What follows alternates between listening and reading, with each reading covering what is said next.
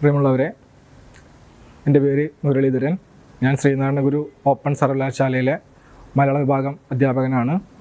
ഇന്ന് നമ്മൾ മലയാള കവിത ആധുനികം എന്ന പേപ്പറിലെ ബ്ലോക്ക് 2 വരുന്ന വീണപ്പൂവ് എന്ന കവിതയെക്കുറിച്ചാണ് ചർച്ച ചെയ്യാൻ ഉദ്ദേശിക്കുന്നത്. ഈ ബ്ലോക്കിന് നൽകിയിട്ടുള്ള പേര് കാൽപ്പനികത പ്രസ്ഥാനം എന്നുള്ളതാണ്. 3 കവിതകളാണ് ഈ ബ്ലോക്കിൽ നിങ്ങൾക്ക് ഈ വർഷം പഠിക്കാൻ ഉൾപ്പെടുത്തിയിട്ടുള്ളത്. അതിൽ ഒന്നാമതാണ് വീണപ്പൂവ് വരുന്നത്. രണ്ടാമത് കവിതയായിട്ട് മനസ്സിനി വരുന്നുണ്ട്. മൂന്നാമത് സൂര്യകാന്തി, ജി ശങ്കരക്കുറുപ്പിൻ്റെ സൂര്യകാന്തി എന്ന കവിതയാണ് വരുന്നത്. കാൽപ്പനികതാ പ്രസ്ഥാനം മലയാള കാവ്യശാഖയെ വലിയ രീതിയിൽ സ്വാധീനിക്കുകയും വളർത്തുകയും പരിപോഷിപ്പിക്കുകയും ഒക്കെ ചെയ്ത ഒന്നാണ് എന്ന് നിങ്ങൾക്കെല്ലാവർക്കും അറിയാം. അതിൽ തന്നെ 3 പ്രധാനപ്പെട്ട കവികളുടെ, പല കാലങ്ങളിലുള്ള 3 പ്രധാനപ്പെട്ട കവികളുടെ 3 കവിതയാണ് പഠിക്കാനുള്ളത്. അത് മലയാള സാഹിത്യത്തിൽ വളരെ പ്രധാനപ്പെട്ട കവിതകൾ കൂടിയാണ്. കാൽപ്പനികതാ പ്രസ്ഥാനം എന്താണ് എന്നുള്ളതിനെക്കുറിച്ച് പല ആലോചനകൾ പല നിലകളിൽ നടന്നിട്ടുണ്ട്. എങ്കിലും അതിനെ ഒരു നിർവചനത്തിലേക്ക് എത്തിക്കാൻ പല ഘട്ടത്തിലും പല ആളുകൾക്കും സാധിച്ചിട്ടില്ല എന്ന് നമുക്ക് പല പുസ്തകങ്ങൾ പരിശോധിച്ചാൽ കാണാം. ഡി ബെഞ്ചമിൻ അദ്ദേഹത്തിൻ്റെ കാൽപ്പനികതാ പ്രസ്ഥാനം എന്നുള്ള പുസ്തകത്തിൽ തന്നെ പറയുന്നുണ്ട്, അതിനെ ഒരു നിർവചനത്തിലേക്ക് നമുക്ക് കൊണ്ടുവരാൻ സാധിക്കില്ല എന്ന്. എങ്കിലും സ്കോട്ട് ജെയിംസിൻ്റെ ഒരു നിർവചനം നമുക്ക് നോക്കാം. കാൽപ്പനിക കവി ജീവിതത്തിൽ നിന്നും കലയിൽ നിന്നും ആവശ്യപ്പെട്ടത് അനുഭൂതിയായിരുന്നു. അതായത് അനുഭൂതിയാണ്, അത് സ്വന്തം അനുഭവങ്ങളാണ് അയാൾക്ക് കവിത. ആ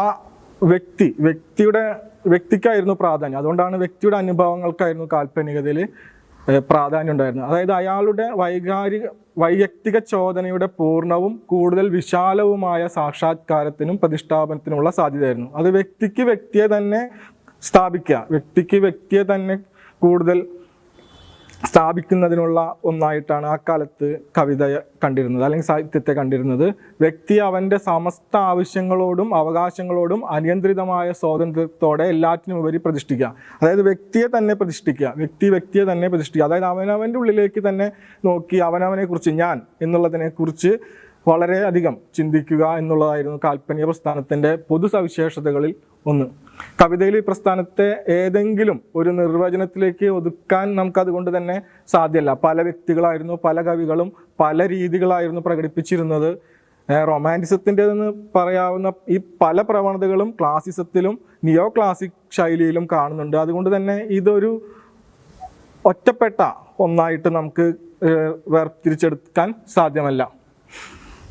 ഇനിയിപ്പോൾ വീണപ്പൂവിനെ കുറിച്ച് പറയുകയാണെങ്കിൽ, വീണപ്പൂവ് മലയാളത്തിലുണ്ടായ ആദ്യത്തെ ഖണ്ഡകാവ്യം, ലക്ഷണമൊത്ത ഖണ്ഡകാവ്യം എന്നൊക്കെയാണ് പറയുന്നത് എന്ന് തന്നെയാണ് അതിൻ്റെ സത്യവും. മലയാളത്തിലെ ലക്ഷണമൊത്ത ഖണ്ഡകാവ്യം എന്ന് മലയാള ഖണ്ഡകാവ്യ സാഹിത്യ പ്രസ്ഥാനം എന്നുള്ള പുസ്തകത്തിൽ MP പണിക്കർ അത് എങ്ങനെയാണ് മലയാളത്തിലെ മികച്ച ഖണ്ഡകാവ്യം ആവുന്നത് എന്ന് സ്ഥാപിക്കുന്നുണ്ട്.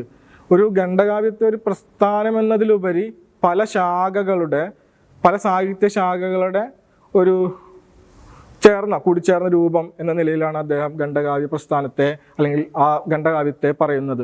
വിവിധ പ്രസ്ഥാനങ്ങളുടെ കൂടിച്ചേരലുകൾ ഇതിൽ നമുക്ക് ദർശിക്കാം. എന്തുകൊണ്ടാണ് ഇങ്ങനെ ഒരു കാവ്യ പാരമ്പര്യം മലയാളത്തിൽ രൂപപ്പെട്ടത് എന്നുള്ളതിനുള്ള പ്രധാനപ്പെട്ട അന്വേഷണമായിട്ട് അദ്ദേഹം എത്തിച്ചേരുന്നത് ഇംഗ്ലീഷ് സാഹിത്യവുമായി നമുക്കുണ്ടായ ബന്ധം എന്നുള്ളതാണ്. ആ കാലത്ത് കീറ്റ്സ്, ഷെല്ലി, ബ്രൗണിംഗ് തുടങ്ങിയവരുടെ കാവ്യങ്ങളുമായി ആധുനിക വിദ്യാഭ്യാസം ലഭിച്ച ഒരു പുതിയ തലമുറയ്ക്ക് ബന്ധപ്പെടാൻ കഴിഞ്ഞു. അതുകൊണ്ട് തന്നെ പുതിയ ഒരു കാവ്യ അനുഭൂതി അവർക്കുണ്ടായി, അല്ലെങ്കിൽ ഒരു സംവേദനത്തിൻ്റെ പുതിയൊരു തലം അവർക്കുണ്ടായി. അതിൽ നിന്നാണ് ഖണ്ഡകാവ്യങ്ങളുടെ പിറവി. വീണപ്പൂവ് സംഭവിച്ചതും അത്തരം ഒരു കാലഘട്ടത്തിലാണ്. വീണപ്പൂവ് തന്നെ ആദ്യത്തെ ലക്ഷണമൊത്ത മലയാള ഖണ്ഡകാവ്യം എന്നാണ് പറഞ്ഞു വെക്കുന്നത്.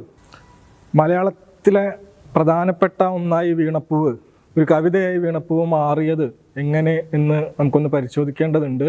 ഒന്ന്, മലയാളത്തിലെ ആദ്യത്തെ ഭാവാത്മക കാവ്യവും അതുപോലെ തന്നെ ആദ്യത്തെ ലക്ഷണമൊത്ത ഖണ്ഡകാവ്യവുമാണ്. അത് തന്നെയാണ് മലയാള സാഹിത്യത്തിൽ വീണപ്പൂവിനുള്ള പ്രാധാന്യവും. 1907 ഇത് പ്രസിദ്ധീകരിക്കപ്പെടുന്നത്.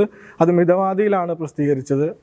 അതിനുശേഷം CS സുബ്രഹ്മണ്യം പൊറ്റി അത് ഭാഷാഭൂഷണിയിൽ പ്രസിദ്ധീകരിക്കുന്നു.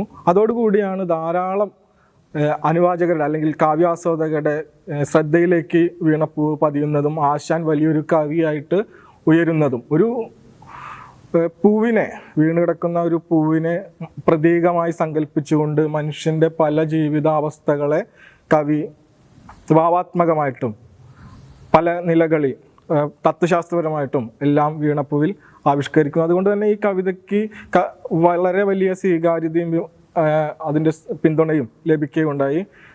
ഒറ്റൊരു കാര്യം കൂടി സൂചിപ്പിക്കേണ്ടതുണ്ട്. കൈരളിയുടെ കഥ എന്ന സാഹിത്യചരിത്ര ഗ്രന്ഥത്തിൽ എൻ കൃഷ്ണപിള്ള അഭിപ്രായപ്പെടുന്നത് മലയാള കവിതയുടെ ചരിത്രത്തിൽ നിത്യഭാസുരമായ ഒരു അധ്യായം 1908 ആരംഭിച്ചു എന്നുള്ളതാണ്. അതായത് വീണപ്പൂവോട് കൂടിയാണ് മലയാള കവിത പുതിയൊരു തലത്തിലേക്ക് കടന്നത്. അതിന് അദ്ദേഹം വ്യക്തമാക്കുന്നുണ്ട്, വെടിപ്പറച്ചിലും ചതുരംഗ കളിയും പോലുള്ള ഒരു ലഘു വിനോദമായി കവിതയെ കണ്ടിരുന്ന ആളുകളുടെ കൂട്ടത്തിലേക്കാണ് കവിത എന്ന് പറയുന്നത് അങ്ങനെയല്ല എന്നും ജീവൻ്റെ അല്ലെങ്കിൽ ജീവിതത്തിൻ്റെ പല രഹസ്യങ്ങളെയും അതിൽ ഉൾപ്പെടുത്താമെന്നും കണ്ണീരിന് പോലും വിവരിക്കാനാവാത്ത രഹസ്യങ്ങൾ അടങ്ങിക്കിടപ്പുണ്ട് എന്നും ഉദ്ബോധിപ്പിച്ച ആ കവി കുമാരനാശാനായിരുന്നു. അതുകൊണ്ട് തന്നെ ആ കുമാരനാശാൻ്റെ വീണപ്പൂവ് മലയാള സാഹിത്യത്തിൽ അല്ലെങ്കിൽ മലയാള കവിതയിൽ ഉണ്ടായ ഒരു വലിയൊരു പരിവർത്തനമായിട്ടാണ് എൻ കൃഷ്ണപിള്ള അതിനെ അടയാളപ്പെടുത്തുന്നത്.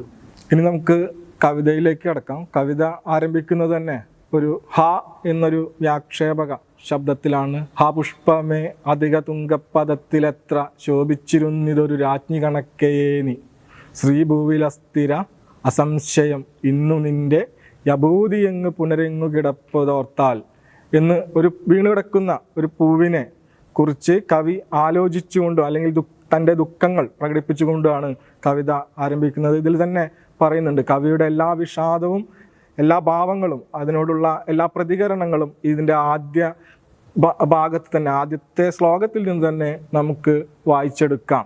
ഹ എന്ന ശബ്ദം തന്നെ അതിൽ വിഷാദത്തെയാണ് സൂചിപ്പിക്കുന്നത്. ഹ എന്ന് ആരംഭിച്ച് കഷ്ടം എന്നതിലാണ് ഈ കവിത അവസാനിക്കുന്നത്. അതിലേക്ക് നമുക്ക് എത്താം. ശ്രീഭൂവിൽ അസ്ഥിര എന്ന് പറയുന്നത് തന്നെ ഒരു വലിയൊരു വീക്ഷണം മുന്നോട്ട് വയ്ക്കുന്നുണ്ട്. എല്ലാ ചൈതന്യങ്ങളും അല്ലെങ്കിൽ എല്ലാ ഭാഗ്യങ്ങളും എല്ലാ സൗഭാഗ്യങ്ങളും ഐമിഷിക മാത്രമാണ് എന്നുള്ള ആശാന്റെ വീക്ഷണം ഇതിൽ തീവ്രമായിട്ട് നമുക്ക് കാണാൻ സാധിക്കും.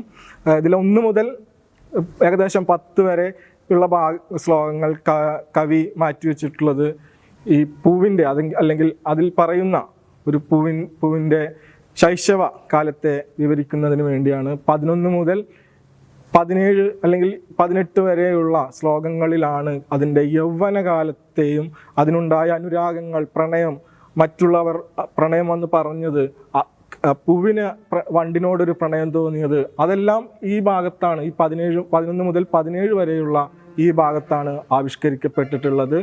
പിന്നീട് പൂവിൻ്റെ പതനം ആണ് വിശദീകരിക്കുന്നത്. പാപമോമൽ മലരെ ഭത്ത നിന്റെ മേലും ശോഭിച്ചതേ കരുണയറ്റ കൃതാന്തൻ. ഇതുമൂലം കവിക്കുണ്ടായ ദുഃഖം, അതായത് ആ പൂവിൻ്റെ പതനം കവിയുടെ ഉള്ളിലുണ്ടാക്കിയ ദുഃഖത്തെ കവി സൂചിപ്പിക്കുന്നു. മറ്റൊന്ന്, കവിത അവസാനിക്കുന്നതാണ് കണ്ണേ മടങ്ങുക കരിഞ്ഞു വലിഞ്ഞു മാശു മണ്ണാകും ഈ മലര് വിസ്മൃതമാകും ഇപ്പോൾ എണ്ണീടുകയിൽ ആർക്കും ഇതുതാൻ ഗതി സാധ്യമെന്ത് കണ്ണീരിനവനി വാഴ്വ് കിനാവ് കഷ്ടം എന്ന ഒരു സാമാന്യ ചിന്തയിൽ അവസാനിക്കുന്നു. മറ്റുള്ള എല്ലാവർക്കും മരണമുണ്ട്, അതിൽ കരയുക, അതിൽ ദുഃഖിക്കുക എന്നുള്ളതിലപ്പുറത്ത് നമുക്കിനി എന്തു ചെയ്യാൻ കഴിയും എന്നുള്ള ഒരു സാമാന്യമായ ഒരു കാര്യം അവതരിപ്പിച്ചുകൊണ്ട് കവിത അവസാനിക്കുന്നു. ഇതിൽ ഒരു പൂവ് എന്നതിനേക്കാൾ ഉപരി പൂ ഒരു പ്രതീകമാണ്. ഒരു മനുഷ്യനെ നമുക്കിതിൽ കാണാം, ഒരു സ്ത്രീയെ നമുക്കിതിൽ ആരോപിക്കാം, ആരെ വേണമെങ്കിലും. അതിൻ്റെ വിവിധ തലങ്ങൾ, ശൈശവം മുതൽ അതിൻ്റെ മരണം വരെ ഉള്ള കാര്യങ്ങൾ ഭാവഗായകനെ പോലെ കവി അതിൽ വിവരിച്ചിടുന്നു.